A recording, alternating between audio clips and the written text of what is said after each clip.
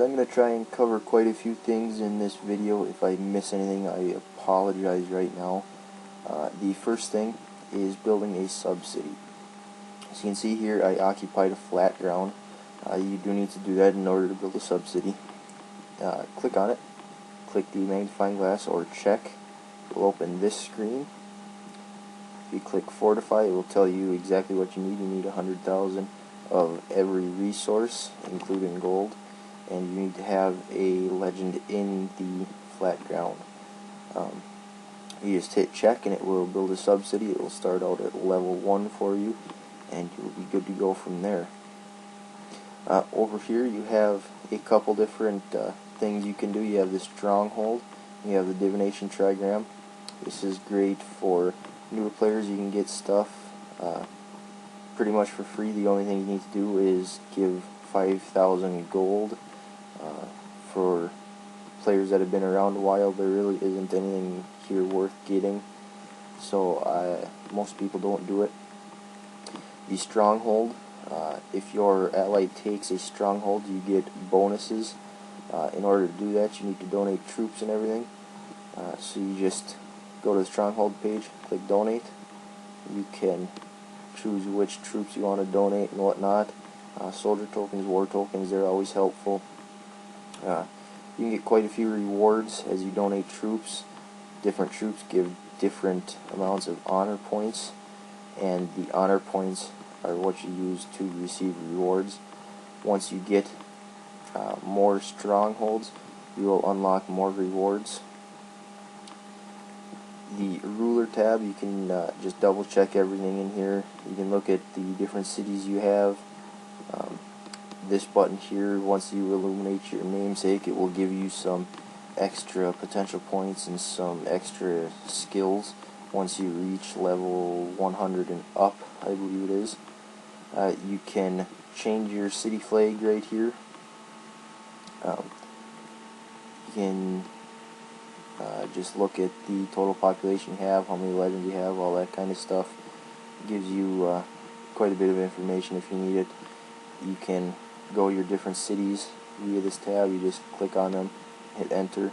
You can abandon cities. I do not recommend doing that lightly, because there is always a chance if you forget to remove a legend from the city first, that legend disappears. You can't get it back, so be careful when you're doing that. The tasks are a great part of the game in order to help you get going.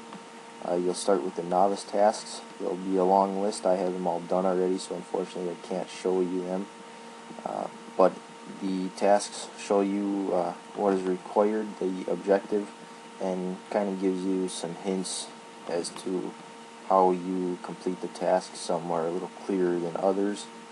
The daily tasks, they're always worth doing. It's free stuff, so keep that in mind. I always try to do them. If I miss them, I don't get too worried, however. So different tasks do different things. The Destiny tasks, there is one that's online every day. You get a free daily box. I've claimed it already, so I can't show it to you. Going off of that, the playtime bonus. For every specific amount of time you spend online each day, up to 3 hours, you get specific rewards. Let's see, what else do I have to go on here? How to move a city. So, similar to building a sub-city, you need to find a flat ground. Just click on it, click move city. You'll need a divine wind for this, and that allows you to choose specifically where you want to move to. Otherwise, go to the city you want to move, go to aid, and you will need a faded wind for this one versus a divine wind. Faded wind is completely random. You are able to choose the area of the map that you want to be in, but not the specific spot in that area.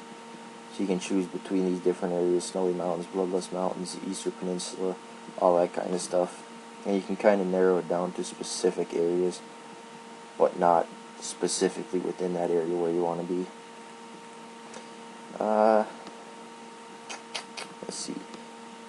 internal affairs that is right down here. This lets you do quite a few things. You are able to check exactly how much of each resource you have in each city, check your university skill levels, what wildlands you have, what territories you have. That's if you occupy somebody's city or something like that. And again, check which cities you have, the governor in each, the population in each, loyalty in each, palace level in each, and all that good stuff. You can abandon cities here and enter cities here. Again, be careful with abandoning. You don't want to lose any legends. Military situation. This is going to show you what legends you have where, if they're on a mission going or coming from somewhere. It will show up right in mission here. Alert is if somebody is attacking you or one of your sub-cities. It will show up here. You'll get a little orange flag right in this area.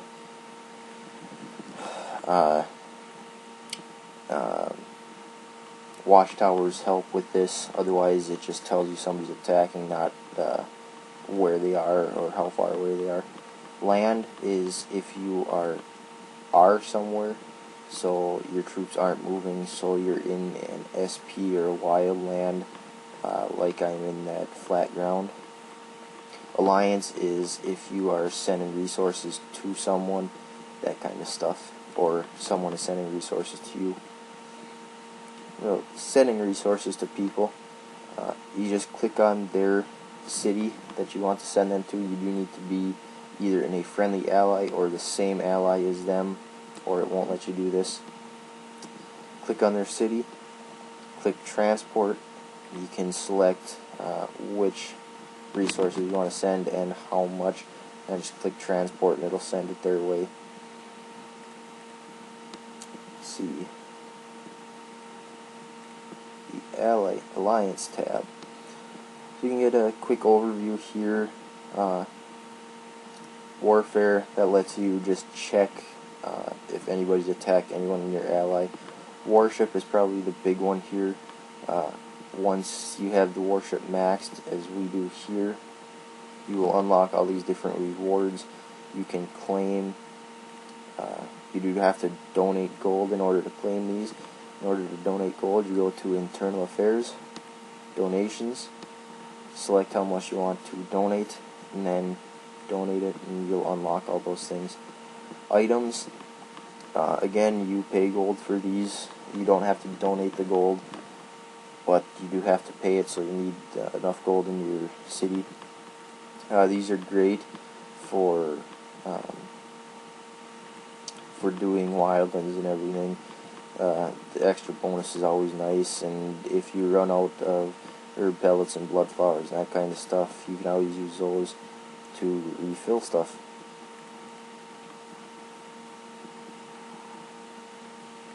So setting up your capital city, you can see mine is set up. The two things I am missing, three things I'm missing, are a, I forget what it's called now. Anyways, watchtower, spy camp, and the thingamabob that protects resources. Can't remember what it's called. I do not have those simply because I don't need them. I prefer to have the 3 extra villages in order to boost gold protection. Outskirts, you can set this up pretty much any way you want. You can see I have more croplings than everything because I have a large amount of troops and it takes quite a bit to feed them. But pick and choose how you want to set it up. That's all up to you. Experiment with it. You can always lower the level on things or use runes in order to clear the spot completely. The palace, this lets you change your governor, change the city name, shows you how many wilds you have, how many territories you have occupied, how many legends you have in that city, and how many idle legends there are in that city. You can pacify, so using this button you can raise loyalty, decrease dissent, increase population, all that kind of stuff. let's see, resources. I would recommend setting this all on 100% as it will boost your resource output.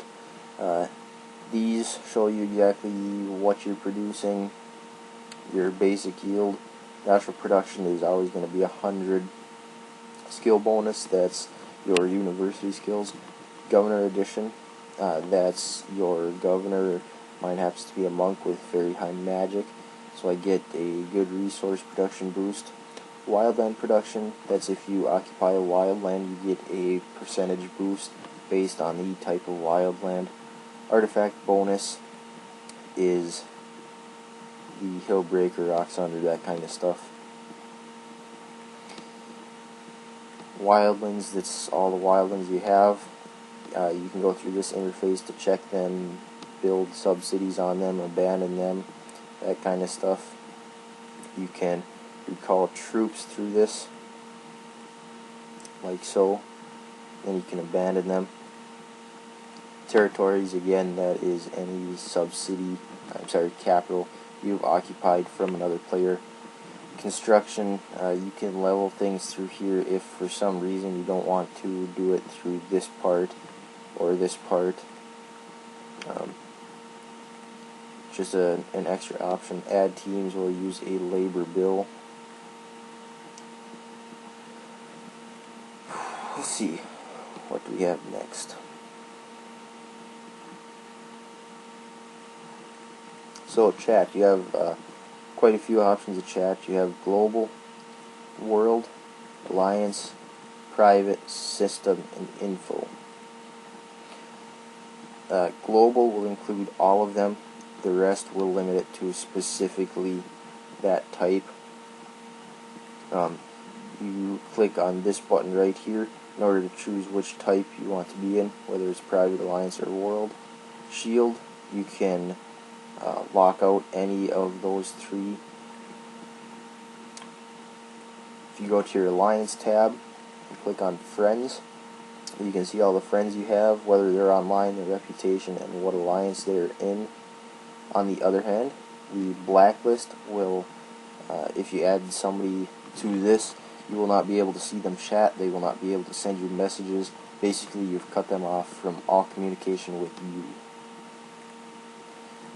It's great for dealing with trolls, somebody you don't like, that kind of stuff. So it looks like that is it. Again, if I missed anything, I apologize. Put it in a comment and I will try to get a video made for that specific part. And as always, have fun, guys.